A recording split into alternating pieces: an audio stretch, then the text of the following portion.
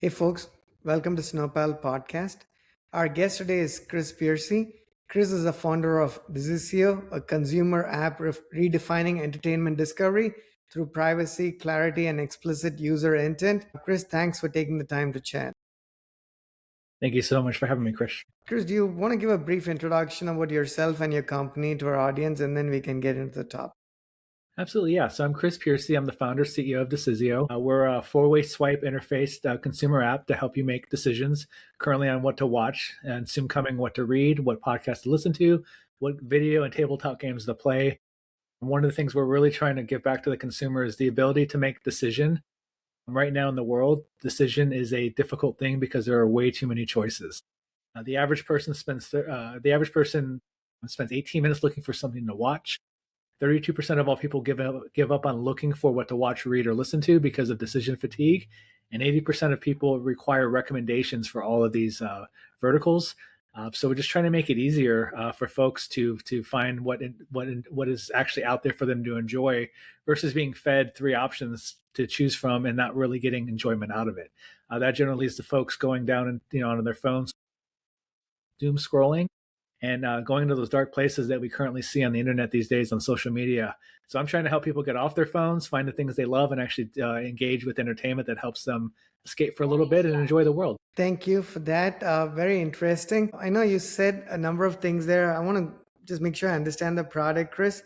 So, what is if you could just walk us through a typical problem? You mentioned, decision fatigue. Very much appreciate that. I think all of us can relate to it. Can you tell us what the exact use case is? Like, what are we watching?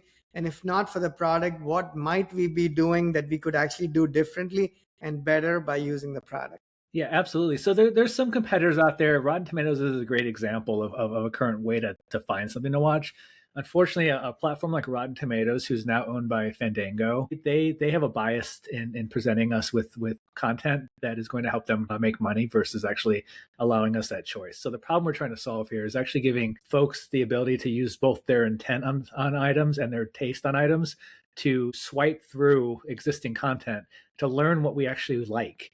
So then we can get our own curated recommendations based on who we are, not based on what's going to make the industry's money. So we're trying to solve the problem of a very simple app that is going to let you be exposed to new content. During that exposure, you give it, you swipe one of four ways. Left and right means I've seen it, I like it, I don't like it. I swipe up and down. Up means I want to see it. Down means I don't want to see it if I haven't seen these titles yet. Currently, we have over 200,000 data points. And what's been most fascinating to me is over 50% of the content out there for movies and shows, folks have no interest in even watching.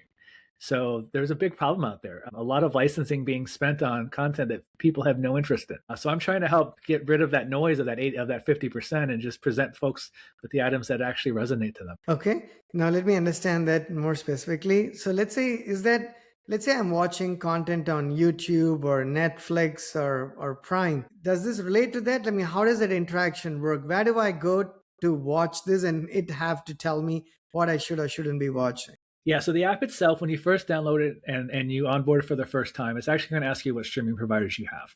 YouTube is not currently on there. That is coming. YouTube is a little more dynamic because of all the variations of content they have. But from the standpoint of the top 10 streaming providers plus movie theaters, it's only going to show you content on streaming services you actually pay for. Here's another interesting stat is the average person who pays for streaming services is now paying $130 a month for streaming services, plus internet, which is pretty interesting considering we all wanted to get off the cable and cut the cord, but now we're paying more. Right. So the idea here is to help folks, get the most out of their streaming providers that they're paying for. So you would grab the app. Let's say you only have Netflix and you're only going to see Netflix content. Another fun stat is most people don't realize we're creating our own nuanced genres as well, like Korean film and Bollywood. Netflix currently has over 1,000 Bollywood titles. You would never know it based on what they're presenting you. So we're really trying to help folks get the most out of their providers. In my case, I have to pay for all 10. I'm trying to understand what's out there, what people want, how to better make the product better. So I see a wide range. Approximately between those 10, there's 48,000 titles between those 10 streaming providers currently, and then Tubi is the 11th, and they have 100,000 titles by themselves. That's a lot of titles to choose from. Wow, Chris, this is very interesting. Okay, I'm going to enjoy the next an hour for sure. There's plenty to learn as we go here. As somebody, I'm going to take an example. While I'll first socialize the topic that we want to talk about as well to the audience, right? We had two or three options, and the one you had picked, which is as just as interesting as the other two that you had recommended. I'm going to read that out so we'll get to it at some point after the initial questions that I have here.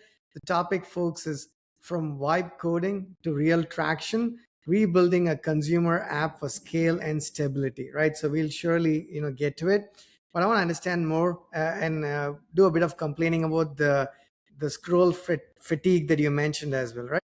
So just to recap some of what you said, Chris, is depending on the services that you've subscribed to, right? Let's say it's Netflix or Prime or whatnot, and you said YouTube is in the coming, we download this app. And is this something we download on Apple TV, for instance, or is it on the phone? Where do we download your product? So right now it is only on the phone. It is on both the Apple Store and the Google Play stores to download. Eventually, we do want to be something on your TV, where it's more of a TV guide. Okay. That's future Okay, state, perfect. where then that would actually automatically open your streaming providers up. We have a lot of work to get there. The streaming providers are not making that easy anymore. Believe it or not, they used to allow that. They've disallowed that now. They don't want folks to control how they interact with their streaming services. So we need to make a name for ourselves back in the industry, and then get them to open that back up for us, so we can actually push directly to the content versus giving you what the content is and having to search. And I'll give you an example of why that is. There was a movie recently I found on the app because I use it. I use the app very regularly. It was called Silent Zone. It's a zombie movie. I'm a very big zombie fan, as you can tell from behind me. So I was trying to. It was on Hulu. I used my smart TV. I said Hulu Silent Zone. My TV said no, it's not on Hulu. Go to Max. I went to Max. It wasn't there. So then I went back to Hulu and I started searching for it. Now, this is a very, very nuanced movie. It's an independent movie. So as I was searching for it, typing it in, it still wasn't coming up. I typed in the word silent. It pushed Silent Hill 2 on me like 7 times while I was still typing. By the time I finally typed the full word of Silent Zone, hit enter, it finally appeared in the bottom corner, hidden by Silent Hill. So back to what I said Wow. earlier about them trying to make it very difficult to find the things you want. So eventually, that's why I want to have on smart TVs the ability where you would say, open this, and it would open Hulu and just go to them. So, in other words, in that example, was that the intent of the provider to actually not surface this movie to you as the user who's looking to actually watch that movie? Correct. They were trying to get me to watch Silent Hill instead because that's one of their movies right now that they're getting more licensing. Wow. I mean, it's amazing. We live in a world where, we feel like we have all the freedoms, but we don't recognize all the time that we are actually being dictated to. We are buying what we are being expected to buy or watching what we're expected to watch, right? So I can relate to that because I will tell you, as you probably can tell, I'm Indian. So but I come from the southern part of India. So Bollywood is not the industry that I do watch. We have our own movie industry. My language is Tamil, like Tamil. It's one of the oldest languages that's there. Just by way of background, when I go to look for content on Netflix, for instance, right, or Prime, there's a lot of Hindi movies, like Bollywood movies, which is the language is Hindi, but not so much the other languages in India. And India has a lot of different languages, and it's quite diverse. So when I'm looking for Tamil movies, right, like Tamil, I cannot appreciate what you mentioned there, Chris, because 99 out of 100 times it actually does not even return the correct language. I mean, this is understanding and recognizing the fact that India is one of the largest, the markets that Netflix and a lot of the companies are catering to. Yet, it does not pick up a language that's spoken by 80 million people. 80 million people, right? That's like probably more people in Turkey or Germany or something. So I, let's go there, right? So we download the app on your Decisio on the phone. We interact with the app. It's able to tell what kind of services we have subscribed to, and it is able to recommend movies. So now, in our first example, you search for the silent film, right? The movie that you mentioned there, if I got the name correctly. But if I don't know of a movie, what kind of recommendations is it going to give me? Like, what would that interaction look like? Yeah, so we have 3 different ways you can utilize that on the app. The first is we have when you go to the recommendation page, it's going to take your top 5 genres that you say you like. It's going to give you a quick 5 carousel in each, so you can swipe sideways with 5. There's a refresh button, so you can get up to 20 in that first instance. And this is based on your swiping habits. It's machine learning with a little AI to help do the matching. But then if you want a very curated experience, there's a button at the top that says curated recommendation, and that's where you're going to say what you're really in the mood for. I'm in this mood for a specific genre. You can exclude genres as well. How long you want it to be, how old you want it to be, what streaming provider you're on. So if you're traveling and you're at the Airbnb and they provide like a provider to you for free, you can select that. And then it's going to give you it's going to give you 5 recommendations that are very specific to all of those nuances. That takes about 5 minutes to go through. It's a little more cumbersome, but that's if you're in the mood for something very specific. But if you want a quick recommendation, that page also provides that. We also have your watch list page, but on that page, we're doing something different. While you can add movies to your watch list, everything you swipe up on is on the second tab. So that's everything you've said you've been interested in watching. So then you can actually filter, similar to what I mentioned about your very curated experience, to find a list of titles in your swipe up list that you also might want to view.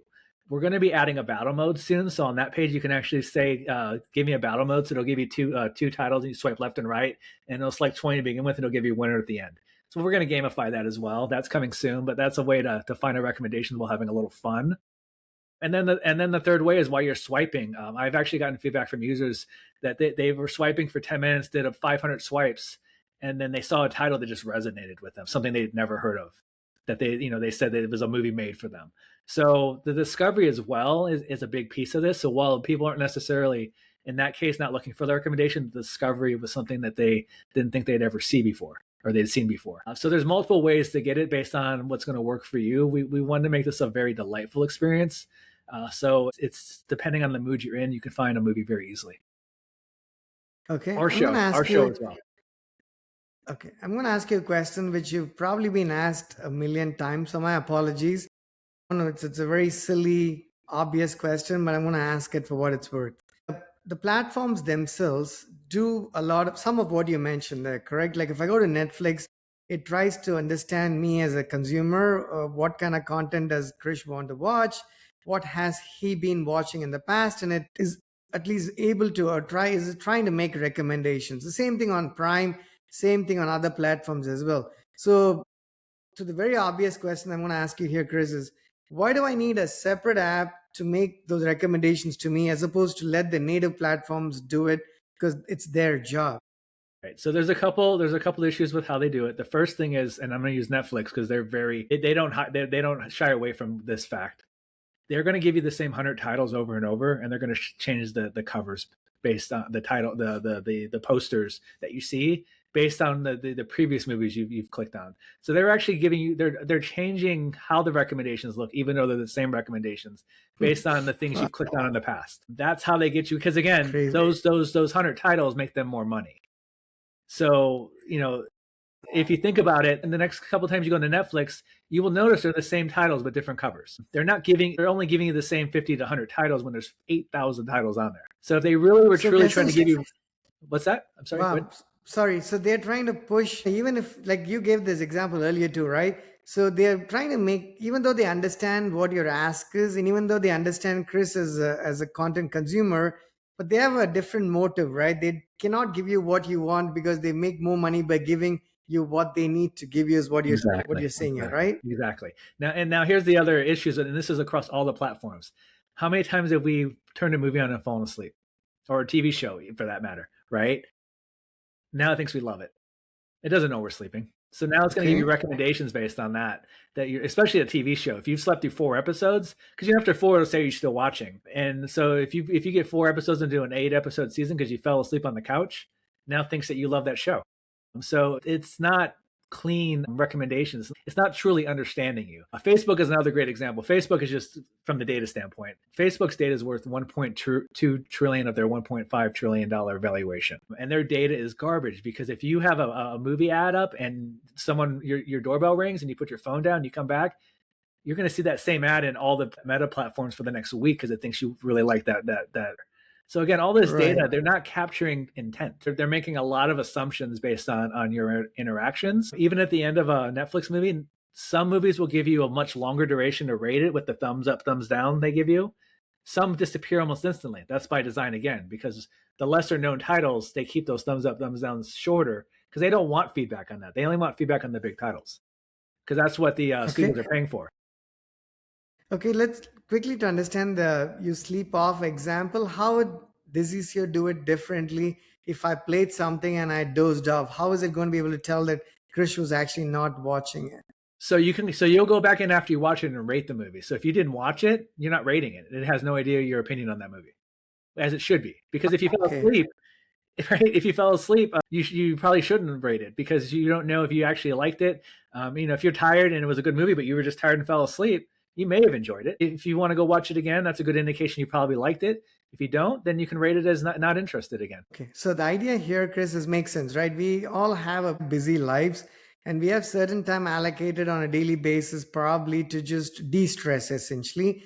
And we want to spend the 30 minutes or an hour or whatever the time window is watching what we want to be able to watch. And the core problem that Decisio is solving is you want to make sure what you're watching is something you actually truly do want to watch and you don't regret spending 30 minutes, because a lot of times even on YouTube, let's say I have like 12 subscriptions or something, right? I mean, I don't have more than that, like 12 channels.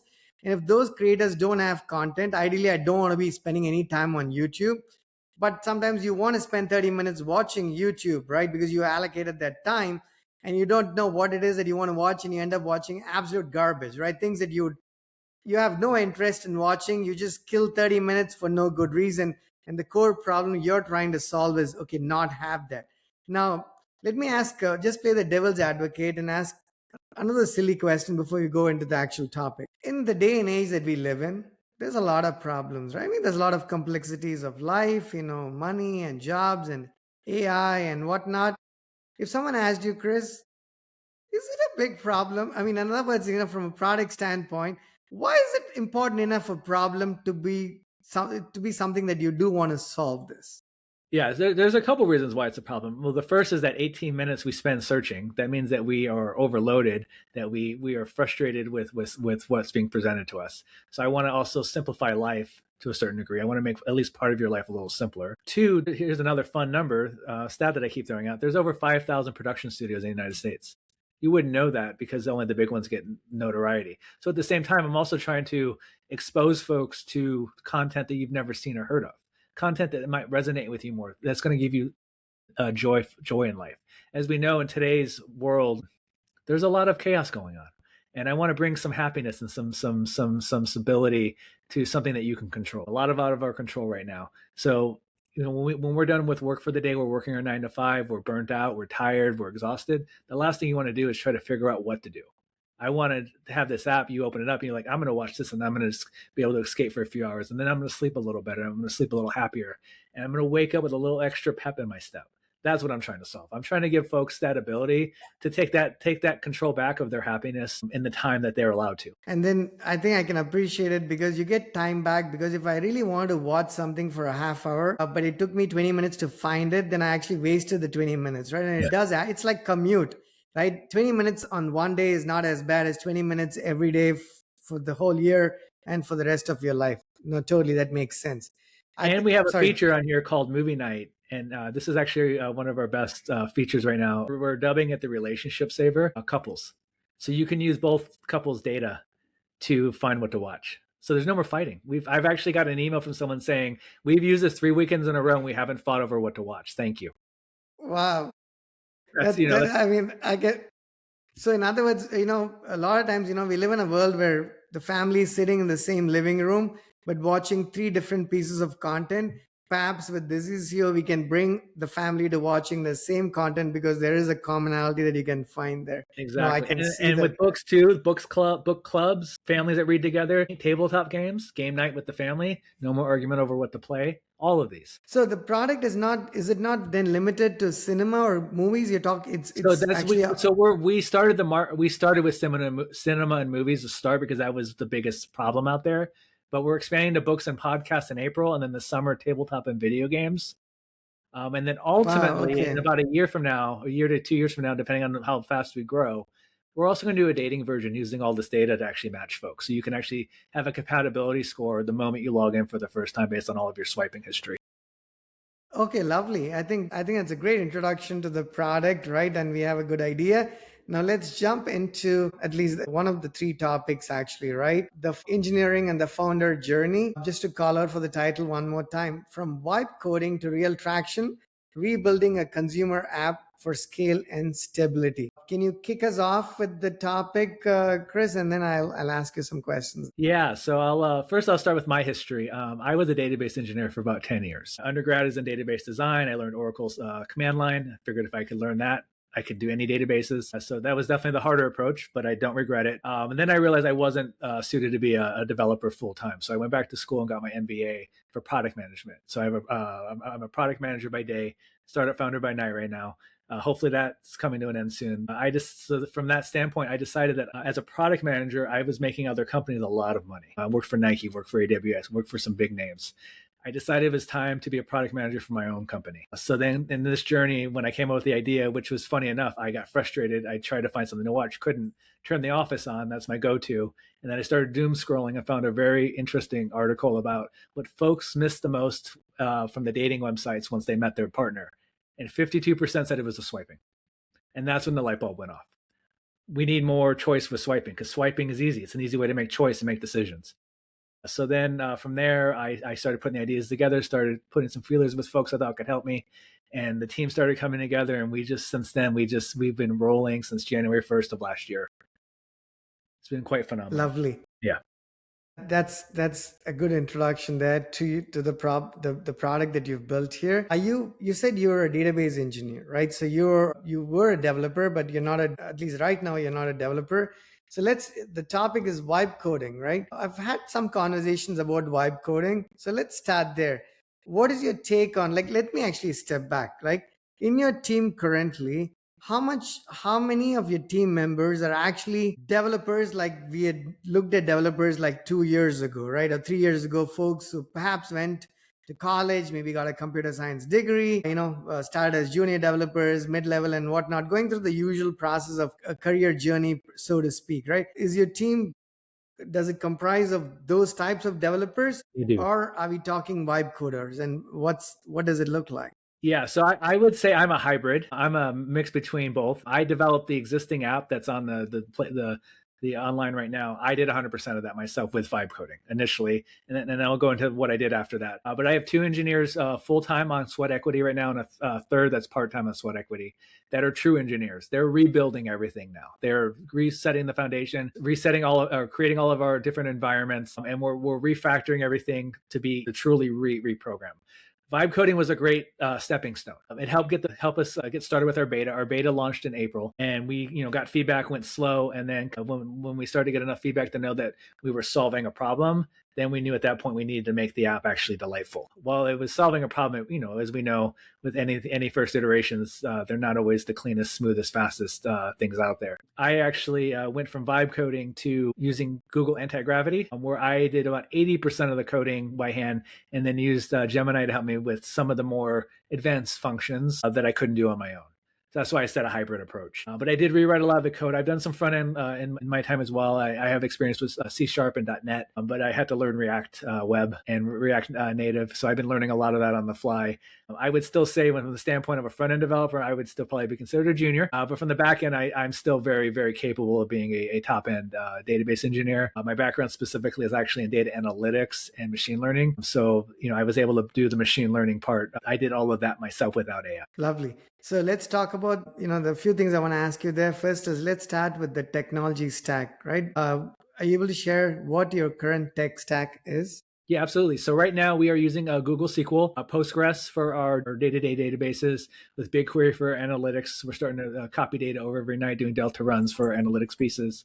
Our front end is all through Firebase. It is a React-based app with Node behind the scenes, and I think that's it. We are using PWAs currently with wrappers, and we did that because as a startup, we can't afford to wait 2 days for iOS to approve our changes all the time. So we are using Xcode wrapper on our PWA for iOS, and then we're using a TWA wrapper on our PWA for Google Play, and this actually allows us to some days make multiple changes if we need to for feature enhancements. Perfect. I think that gives a good idea. So essentially you are a Google Cloud shop, right? Everything you're basically on Google Cloud, which is good to know. Our product a lot of our services are on AWS, so I'm happy to learn more about what you like and what you probably don't like as much when it comes to Google Cloud. So you mentioned you vibe coded at least the initial version of what you had. If not for vibe coding, in other words, why did you choose to vibe code? No, you said you had a developer background, so you could have probably done it otherwise as well. Was it because you want to get things done sooner, or was it because you were not necessarily, sometimes we don't know all of the technologies that we have to work on, and when you get started, that becomes a little bit difficult at times. So what are some of the reasons that you chose to vibe code, and what was your experience of doing that? Yeah, so I have a mentor. His name is Jack Fan. Give him a little shout out on here. He's been phenomenal. He was one of my first advocates for this startup. He challenged me. We had a meeting and I said, I need funding so I can build this. He's like, no, you don't. He said, if you're as good as you say you are, you can do it yourself. So that challenged me. So I knew I needed to move fast. So I wanted to make sure we were solving a problem sooner than later, so we didn't waste the year and find out that no one wanted this. So that was the main reason behind it, was to get something out very quickly to see if it was solving the problem. Now, I will say, with the experience of vibe coding, we chose a platform that I probably, and I'm not going to say who they are just so I don't give them any negative press. But if I was to choose again, I would have went with a different provider. There's a lot of vibe coding companies out there now. Some of them are great. Some of them do Super Bowl ads and make them look great, but they're not. That might be the hint that everyone needs to figure out who I'm talking about. But yeah, it was great at first, but the more complex the app got, the harder it got. I mean, you would fix something, it would break three other things. And unfortunately, this provider didn't give you access to the function codes, the code of the functions. So you couldn't actually fix things properly. So that was one of the things that I knew that I had to get onto my own platform a lot faster than I initially had thought. Because they also promised me I could manage 50,000 users on the app on their platform, and they were not honest with that. Okay. Maybe 100 simultaneous users would be okay. That would be it. So even today, I would be in a lot of trouble because our active users are growing daily, and we are very busy as far as an app. Okay, I'm going to ask you, a lot more specific to that, because it's, our audience is an engineering audience, and people are not just curious, appreciative of all of the learnings that happens as well, Chris. Let's step back, right? You had a business idea in mind, right? You want to build something to see how it goes, and you had a background as a developer, but to be able to do things quicker, so you didn't have to raise money, and using all of the tools that are available today, you're like, what, I can get this, at least going, right? That was the idea. Now you had requirements in mind. I want to spend some time walking through the exact process, because the SDLC, tell me what you think, but I think it's changed quite a bit with the advent of AI and all of the tools that we have available to us, right? It's not looking organically or slightly different from 2 years ago. I've been building software for like 2 decades, and I think it's looking very much like seismically different, right? The entire approach to building software, I think, is like completely different, if you ask me. So with that in mind, what are some things that let's say you had a bunch of you had an idea and some requirements. Let's walk through this experience of Chris Pearcey building Decisio, right? What are the first two things that you did? So the very first thing we did is we wanted to get some mockups in Figma. That was the first thing. We were just iterating with some mockups, and we wanted to make sure the design looked the way we wanted, because we wanted to make sure from day one at least our brand stayed consistent through the journey. But the cool thing was, with Figma and AI, the moment we felt the designs felt clean, I just fed that Figma file into AI, and it actually carbon copied exactly my design. So that was very happy with that. That made it off, like from day one. I was like, oh, this is going to be easy. Now, I was wrong. It wasn't as easy as I thought it was going to be. But from that standpoint, But with the Chris, requirement, sorry, yeah. I want to interrupt you there for a second. Sorry, I want to go even one step behind.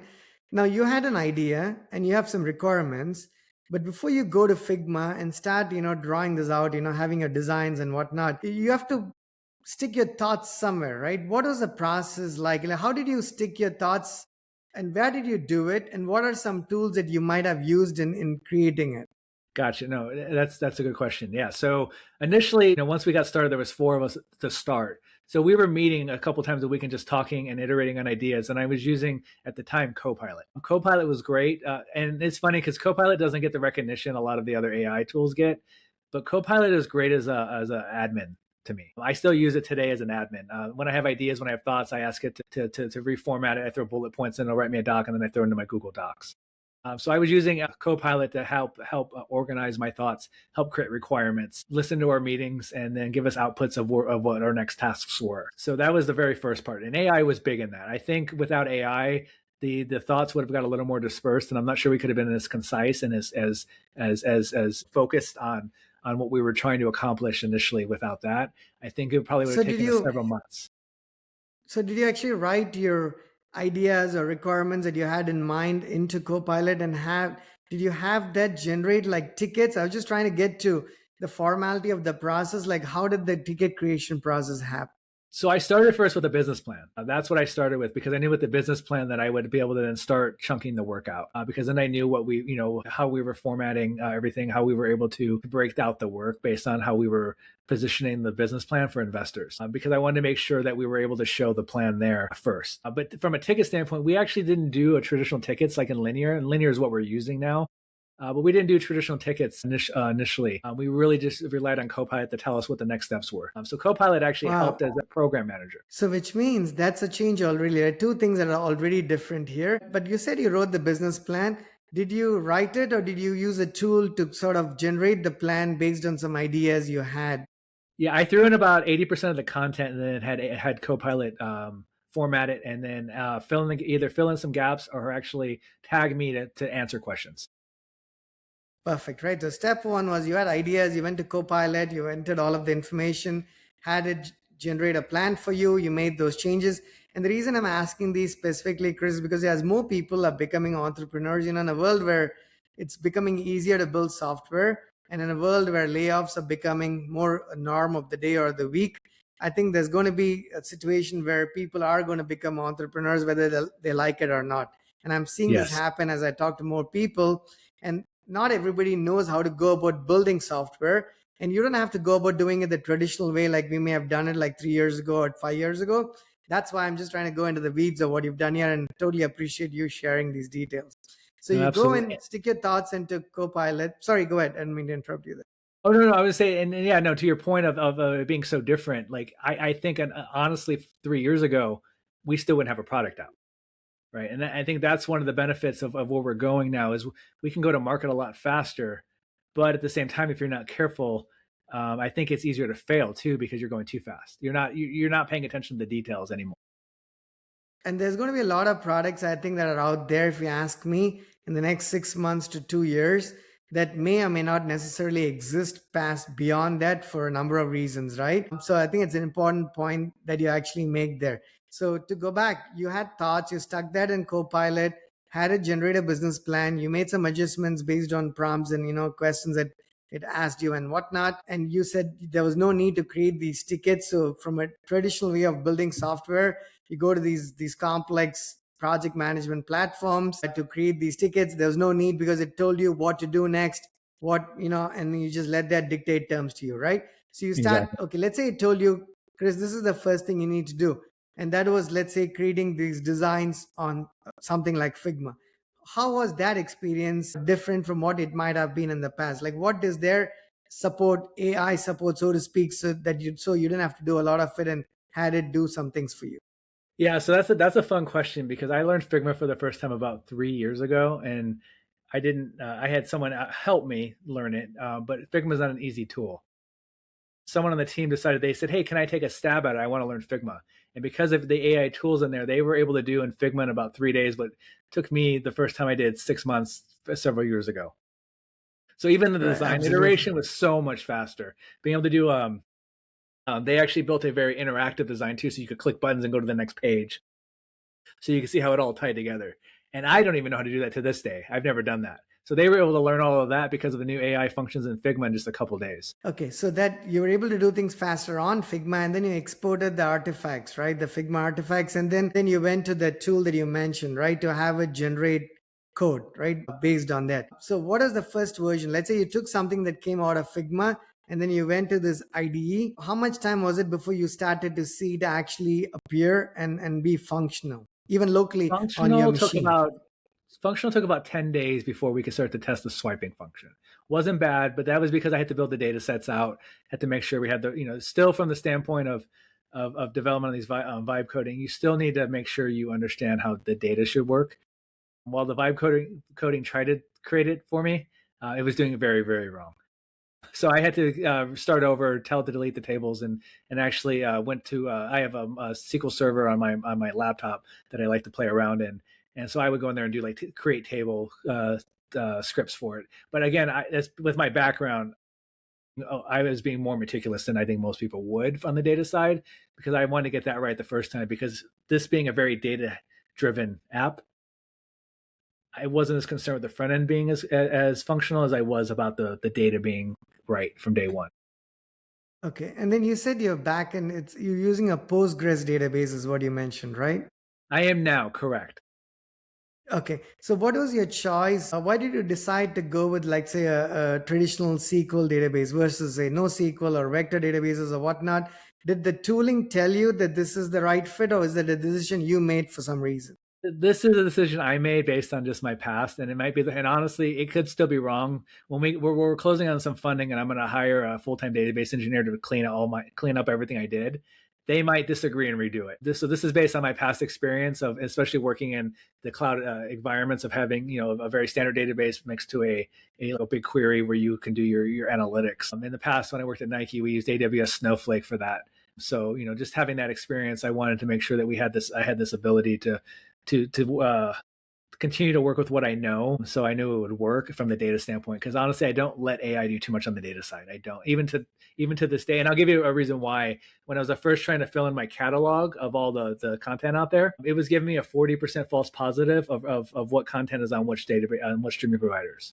So I actually had to build an old school data pipeline ETL. I'm using a vendor where I can get the entire movie catalog through an ETL process, and they update their data daily. So I'm actually paying a fee to access their API. And honestly, it's been the best decision I made in this entire process because I never have to worry about the data being wrong. Okay, makes sense. So the architectural choices that you've made here, it sounds like that's not so much AI driven, right? It was Chris as somebody who's been in this business of building software, has some likes and dislikes, and can we say that the curated list of technologies that you are actually using now is mostly your decision as opposed to the tooling telling you what was the way to go about? On the database, yes. On the front end, no. Gemini did give me the recommendations to use Firebase based on the limitations, bootstrapping, things like that, Firebase hosting, and then to go with Node and React because it would give more flexibility in the long run while we were trying to scale out. Okay, and I guess I can see that because Firebase is part of the Google suite, right? So they would recommend that. But before you actually went to say Gemini to ask this, say you had gone to ChatGPT or Claude or something else, perhaps the answers might have been different.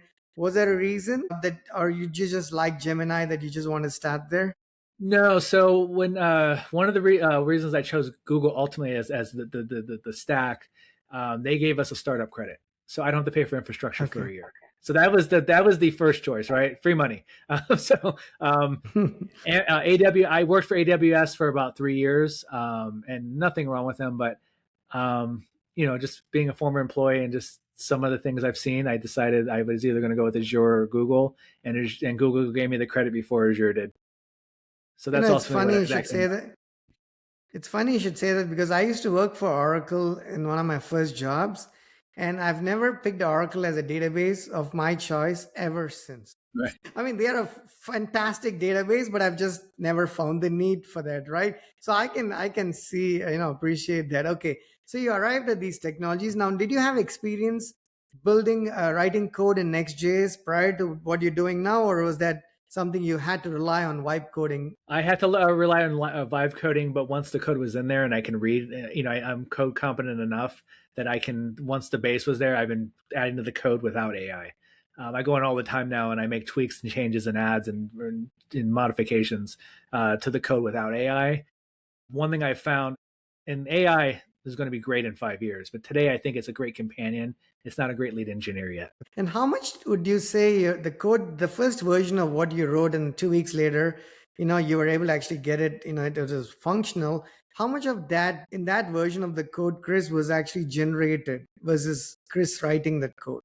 In the very, very first version for all the front end, I would say it was like 95% all AI. Okay, and what about the rest of the tiers? Like your backend, how much, like on Node.js, for instance, how much of it was generated versus you writing it? Yeah, so all the backend had to be created from scratch when I moved off of the first platform because we didn't have access to the backend functions. That was a limitation of most vibe coding platforms. They just don't give Right. you that access. So I actually dropped in the file from my previous provider, asked it to recreate all the backend functions. Took about 40 minutes. It created them, and then I had the meticulous process of going through every single one, pulling out dead code because sometimes it was referencing the old provider still. I'm not sure how it decided to do that, and cleaning the code up. So I'd say it's probably 70% AI for the functions, 30% of me cleaning up, modifying. Okay, and could you have done that if you were not a developer or had an engineering background? Is it possible to have done everything you did, or is it not? But not by myself. I would have needed probably a team of 10, and it probably would have taken us 6 to 8 months. No, no, I didn't mean without AI. I meant without you having an engineering Oh, background. Let's gotcha, say if gotcha. Sorry, Chris was sorry. somebody who used Yeah. these tools but not had the background.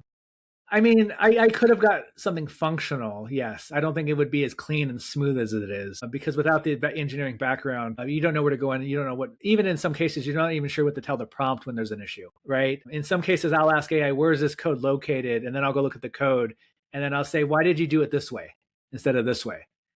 So even that, like I can call out when it has, it has what's the word? Slow, not slow code, but underperforming code. I can identify that pretty easily. So with being having an engineering background, I can very easily say, I think what you did here is not efficient. Inefficient code. That's the word I'm looking for. This looks inefficient. Can you analyze this and tell me why you did this? And then a lot of times they'll come back, oh yes, you're right. Let's try it this way. And then all of a sudden response time goes from 2 seconds to a couple milliseconds. Okay. And then how happy you do you see that you generally are with the quality of the code that it generally generates? Are you generally like, you know what, it's kind of almost there. I just have to make some minor tweaks to get it going. Is it like 80% there or is it like 40% there from what you've seen? I would say it's closer to 80%. I think 80% is a really good number because sometimes AI still makes a lot of assumptions. And I think that's where that 20% gets lost when it makes those assumptions or it does things and I think sometimes it's also the fault of the operator. So I think sometimes that 20% is I'm not giving it the right instructions either. Okay. So, right. So I think if you're if you take your time and slow down, you can get to maybe 85, 90%, but I don't think we're 100% yet. I don't think AI is ready to take all of our jobs yet. But okay, 80% is pretty Yeah. good there, Yeah. right? It's there. Yeah. You're getting rid of 80% of the team, Yeah. theoretically speaking. Yes. Now, when it generates this code and you're making some tweaks and adjustments and writing some code there, do you try to make a separation in the way you structure your code base so you could tell the difference between code that's predominantly generated versus code that's got Chris's fingers in it essentially, or is there no need to make that separation? No, I do. I do when I do comments. And it's funny because Gemini likes to do funny code section names. I'm not sure if that's because it's learning my personality and I'm very loose with my language. So sometimes you can tell when it's comments versus my comments for sure.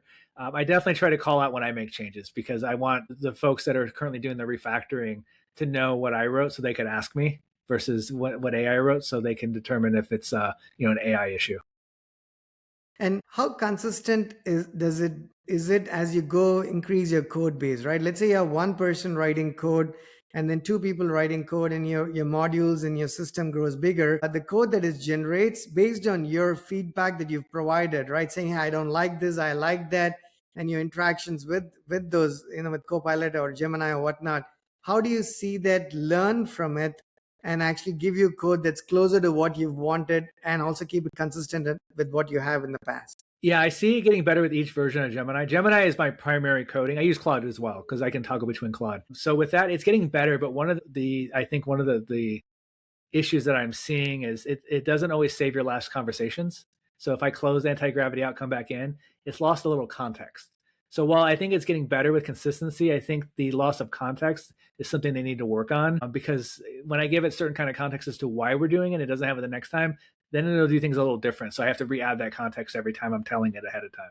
That's something I've learned Okay. through iteration that context matters. I think, and maybe this is something that when the technology gets better or tokens get cheaper, the context can carry over from session to session, hopefully. Okay. Yeah. And then when you're doing this work, the coding, are you doing it on the browser or are you actually using native apps on your machine to do the development? I'm using anti-gravity, their tool for that, because it is very similar to a traditional development tool, just with the AI component. So that way it's easy for me just to get around in the code and find the tweaks and make the changes. And the GitHub sync is beautiful in anti-gravity, by the way, which is free for another month, I think, in public preview. So if you want to give anti-gravity, I don't get any money from this. I just like anti-gravity. So Actually, anyway, I've not used anti-gravity yet, which is why I was trying to understand. So is there a Mac native version yep. that you download, or do you, Yep. okay, Yeah. you can No, there's one download for the Mac native as well. version. So I do everything on PC, but all my developers are Mac. I'm the weird one. I'm stuck on my PC, but they have all downloaded Anti Gravity at my request, and they've actually told me they enjoy it so much better because when they are stuck, and they don't get stuck as nearly as often as I do because they're much better engineers than I am. When they are stuck, they don't have to leave the experience because you have the AI in it, and you can Okay, actually and tell then it. You what? can set it up to say you can actually tell it not to make changes, only to be a consultant. That's the other cool thing. So you can actually tell the level of permissions that they can do within your Makes sense. Okay. And then do you, let's say, sorry, I was going to ask you, you use this tool and then you're writing some code from a pull request and a PR review standpoint, Chris, how does that work? Like, let's say there's two people, let's take two developers. It's you and I. What is your process to doing this PR reviews? So right now we're not as good as we should be because we are a small team trying to move fast. But I review every single code change the engineers make, 100%. So So it's a they push to a human. print. Yeah, So it's a human reviewing it. So at this point, you're not yet relying on an AI agent to reviewing the code. I am for my code, but not for their code. And I think Okay, that's just because okay, of trust at this point.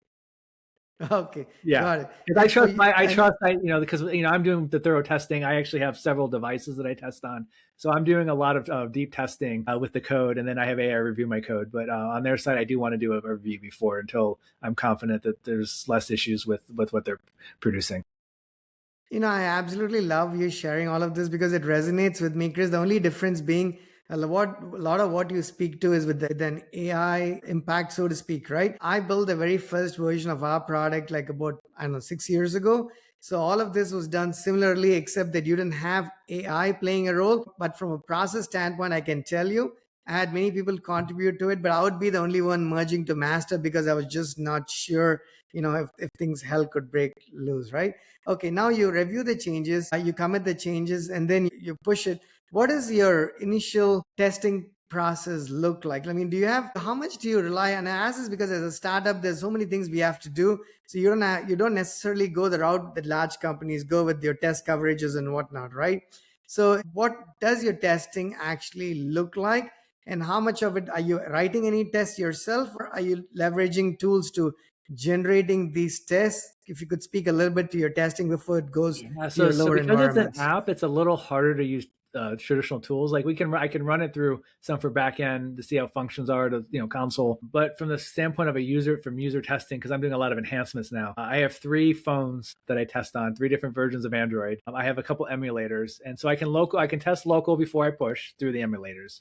But then the moment I push, I have 3 different phones with 3 different versions of Android on it because the Android is so much different in all the variations of the types of phones. And then I immediately call my number 2 in the company and say, okay, open your phone up because they have an iPhone. Tell me what's going on if there's any issues. That's our test. And not ideal, not right. We need to get better there. That's actually what we're working on now is creating a better test pattern. But right now we are really just testing, opening our phones and going through our 15 or so test cases we have to make sure that all the primary functions are working. Okay, and then last couple of things. I mean, do you have like another 10 minutes or so? Absolutely. Yeah. Okay. You mentioned progressive web apps, right? So you also mentioned the reason there. You said, I think it takes much longer for App Store to approve. And I've had the experience, the Play Store seems like they auto approve a lot of times because, I actually sometimes like the Apple process because they do find issues that you would like for them to find for free, I think, for paying like $100 a year. And Google doesn't necessarily find those. But do you see you moving towards a native app for the richness of the experience at some point, or do you expect to stay on PW? No. I once we get our full suite out of all the versions, I want to go to a native app at that point because then the changes will be much less. They'll be more controlled, and maybe even sooner. My goal would be to start looking at either between July and October of this year. I would like to be on a native app for both. because some of the Okay. limitations we also have is the push notifications are a little clunkier. Things like that are with the wrappers are a little more constrained because certain phones look at it as a web page, not as an app. So I do want to get away from that sooner than later. But from the core functionality, we get a lot of feedback from users, good feedback. But hey, we would love to see this. In some cases, I can do that in 10 minutes and get it pushed out. You know, Okay. and I want to show the users that we're committed to making this the most delightful experience. So I want to be able to continue to push those out as quickly as possible. Yeah, I think that makes sense as well. So, you've mentioned a lot about the process of building this using AI, but outside the process of using AI, what are some of the AI products or tools and technologies that are native to your product? In other words, what kind of dependencies do you have maybe on LLMs or other kinds of AI tools that you could perhaps speak to here? Yeah, so from the standpoint of AI, we're using a lot around marketing creation. That's been a godsend from the standpoint of saving money. Gamma is amazing, even within Google Ads, because that's our primary way of advertising right now is Google Ads. When we need a new picture or a new marketing piece, to be able to use AI to generate those in seconds and not have to pay anything for them is amazing. So that's been a big companion for us. Aside from that, right now, from the LM standpoint, as I mentioned earlier, the LLMs are they get outdated so fast for content. Now, one of the things we wanted is we want to create our own LLMs. We're going to do some RAG and create our own LLMs sooner than later once we get enough data. I want to be the source of truth for LLMs for entertainment. That's one of my goals eventually. So we're going to be creating a. But at this point, what models are you relying on for that? Right now, we're just relying on Gemini and Claude for that right now currently. Oh, okay, cool. And then eventually, when you have a lot of data, you could have your own retrieval augmented generation, the RAG that you mentioned, to be able to make better decisions, for instance. Correct. So, in the conversation we've had so far, right, Chris, we've talked about the roles in the team. And from what I can gather, and I'll give you some context to it, right? People always ask me, Chris, AI is here, developers are not going to be needed anymore. And I have an answer for those questions or comments many a times. But I want to ask you the same question, Chris, because in everything you mentioned so far, you said your team comprises of engineers, and the things that you said that you are relying on other tools like marketing, for instance, you it doesn't look like you have a marketing person necessarily, and you're using on Google's tool in itself to generate whatever you need. So it sounds to me, and correct me if I'm wrong, that the role that you do still have is the role of the developer, but the roles that you don't seem to have from at least the conversation thus far is the role outside of the developer, right? I mean, is that correct or am No, I so I wrong? have three other folks on the team. I have a social media manager who manages our TikTok, our Instagram, our Threads, all of those. Those I don't see AI taking over anytime soon. She creates very nuanced, specific campaigns for the app. We promote, a lot of off the cuff films, things like that. Things that we definitely need a human to go search for. Then I do my number two in the company. Her name is Lisa. She is a marketing and sales MBA holder. So she's working. She works on overall marketing strategies. So yeah, we don't need the full fledged teams, but we still need the higher up the strategies, the folks to help make decisions, reach out. So she's also going to be handling the sales side. So when we go to ready to start doing the sales side of things on our, once we get enough data, that's where she's going to really come into play. So she's creating the foundation of that now, starting to also network, understand folks that are going to be interested in this data down the road. And then I have a data curation. He actually used to run all what's called Guardian Games in Portland, which was the largest tabletop gaming stores in all of Portland. They got unfortunately bought up by a corporation. But he also has a BA in film studies, so he understands the attribution around it. So he actually is about data curation and understanding like the attribution we need. He's working on books, podcasts, and games right now for the attribution for our cohort matching. So while there's a AI can help us, do the cohort matching to understand what we should be cohort matching on. That's a hard word to say. There's still human in that. I think you have to understand the nuances of a tabletop game. Dungeons and Dragons, as we know, is a very complex game. How do you understand how to present that in a swiping mechanism for someone that may be something that we want to recommend for them? Okay, thank you for that. There are some roles you didn't mention. I just want to make sure, I understand this correctly here, right? The tester, the project manager, the product manager. I mean, you play that as well, but just exclusively speaking, the DevOps engineer. So are these roles that are becoming less important then? I believe so. I do eventually want to bring on a product manager once I get enough funding, but one for all instead of having one for each. Yeah, because I think AI does help simplify that. I think there's going to be a reduction in workforce overall for a lot of these roles for sure. I do want to hire a DevOps person eventually to really monitor our infrastructure, get our infrastructure set up. I would call it more than DevOps though. IT support, the whole, they would the whole umbrella, our laptops, our logins, our corporate, information as well as handling the DevOps. We don't need a team of it anymore, though. One person should be suffice now with AI. I think the thing is, we'll never probably be more than 15 to 20 employees ever because of AI. Where I think 10 years And ago, a if company like ours would have been 50 people easily. okay, which is what I was going to ask you, right? So in other words, one third, right? You at least you need maybe one third of the number of people that you would have needed in the past. I know we talked about a number of things in the space of building this out. Anything here that in your experience of actually thinking this about this idea, initiating it, developing it, improving it, launching it, is there anything that I completely forgot to ask you here, Chris? No, I think we covered everything pretty well. I mean, unless you want to go into monetization, but we can have that's a whole other subject that could take another hour. I can probably, we can talk a bit if you have the time, but I have another question for you, right? This is very exciting, right? I tell you, as somebody who's been in the business of, trying to build a company here, right? But, none of this is easy, correct? None of this is easy. And you said you work for large organizations. I know Nike probably headquartered in Oregon, right? Around in that part of the world. You mentioned AWS as well. These are big companies with quite a bit of money. What was the motivation? In other words, was there, I presume you could have just worked for one of these firms, got paid well enough, had a very much easier life, come back home and perhaps watched content that other people did and you didn't have to build a product. What is the motivating factor? Is that wanting to become a lot richer? I'm guessing that's usually never the answer with founders, but I want to ask you, what was your single motivating factor to quit a full-time job and start a business? So there's two factors. One is I was helping a lot of other people make money. So I figured, why not control and have passion for what I'm actually doing? The passion piece, right? So if I can make some money, the same money, or maybe more, it doesn't matter as long as I can survive, but have the passion for the product I'm building and wake up every day feeling that like I am empowered by this. That's the number one reason. And then the second reason is I think it's a problem. I want to solve it. I like helping people. I think this can really solve a problem. And I want to help people make their lives a little more delightful in a world of chaos.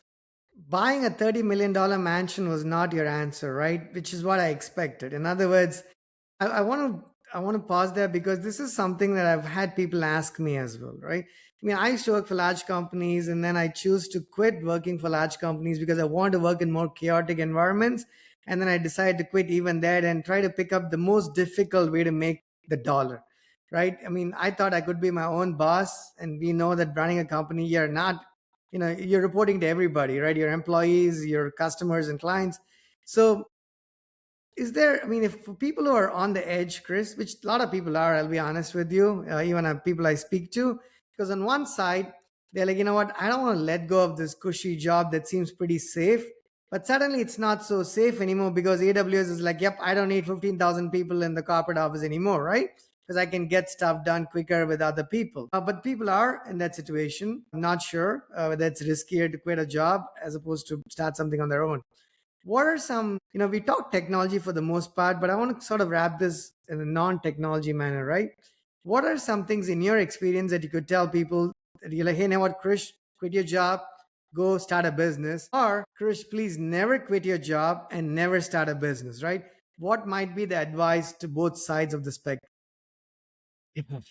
Yeah, I think it depends on each individual circumstance, of course, based on where they are in life. But I think, we get one life to live. We need to make the most of it. We need to live with passion. Find what makes you happy. If working a 9 to 5 and retiring at 65 is the goal and that's going to make you happy, stick with it. Then don't alter it.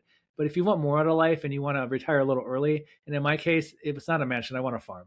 I want to buy a farm eventually and retire and live life with purpose till the day I die. If that's the life you want, then do it. Do it tomorrow or do it today. Don't wait till tomorrow. Do it today and start that road. It's going to be rough, but in the long run, right now I'm a little over a year in, and I wake up every morning controlling my own destiny, and that's amazing. It's stressful and scary, but it's amazing feeling that to have that control in your life. There's several billion people on this planet, and very few people get to control their own destiny. I think you said it beautifully, right? Anything else you want to add to? I know you said that the pros and cons, everyone's in a different situation, right? To each their own. But do you see employment as less risky in the day and age that we live in, Chris, compared to starting a business? Or do you think it's come to a point where it's just as risky to believe that you're going to stay employed? It's just as risky. I mean, to your point, Amazon's laying off another 12,000 this week. I was laid off by Nike in 2020. That's why I left there. There's no loyalty on either side of the fence anymore when it comes to employee-employer relations. So there's you could wake up tomorrow and get laid off and be in the situation anyway. So why not take control of it before it hits you in the face as a surprise? Okay. And the last couple of questions I have for you, and then I'll let you ask me anything you want to ask me, is to college students who are graduating, or who recently graduated or are going to graduate in the near future, or even to high school students who are getting close to graduation. If Chris Pearcey were getting out of high school yesterday, would Chris be enrolling in college to learn Absolutely. something by spending money? So yes, but I would not do it just like I did with my initial when I went initially. I enlisted in the military first. And I will be honest, for me, that was the right choice because I needed to find structure. And the structure I found has set me up in every other aspect of life so far.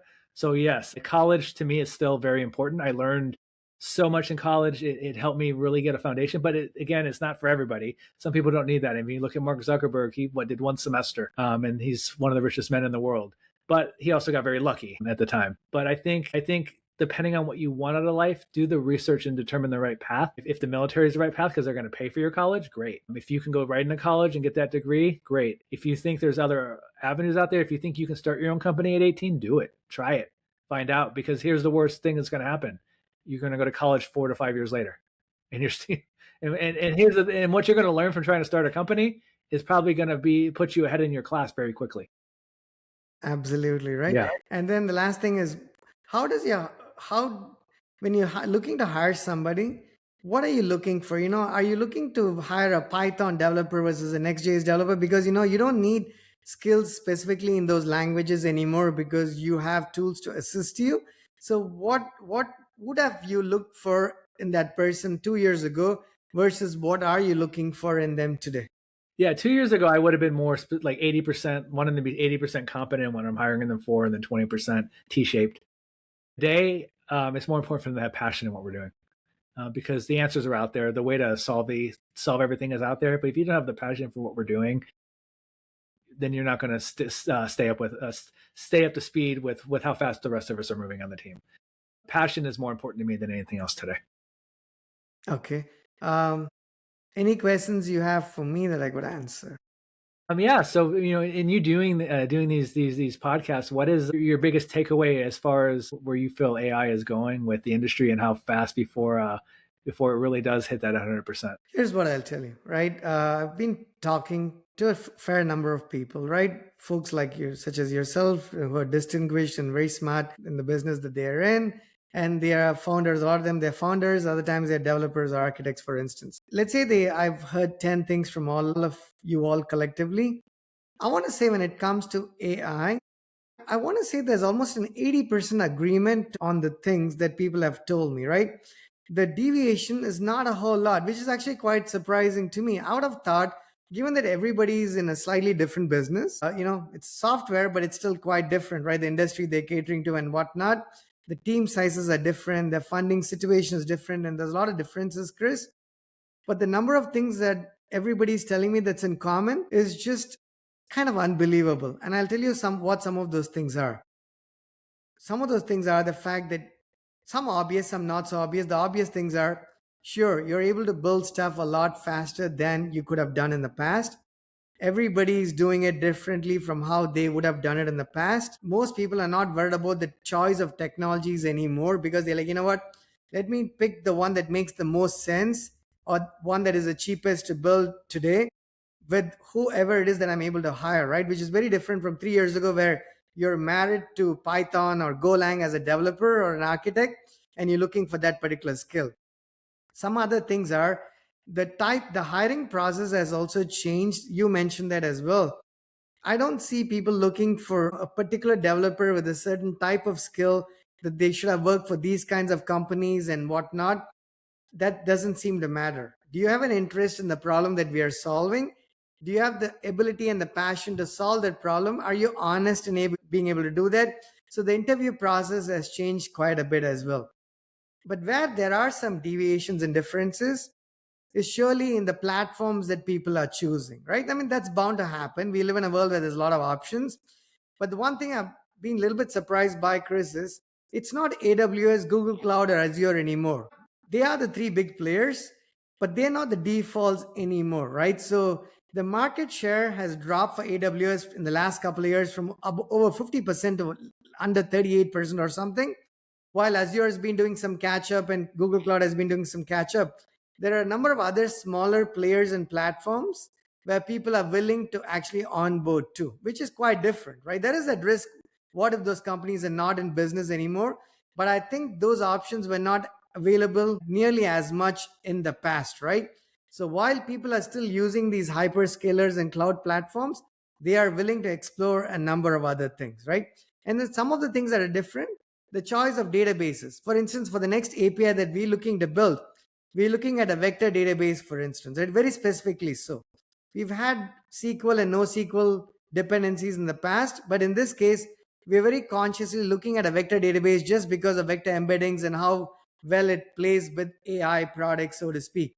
So those are differences, right? There are companies that are using traditional SQL databases with some other AI dependencies, for instance, others that have gone the whole 9 yards and when it comes to AI tools and technologies, right?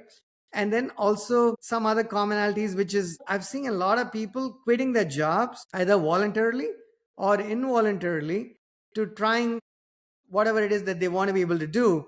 And I've spoken to a lot of them, or some of them, I should say, who have never ever written code, Chris, for instance, right? Like never ever written code.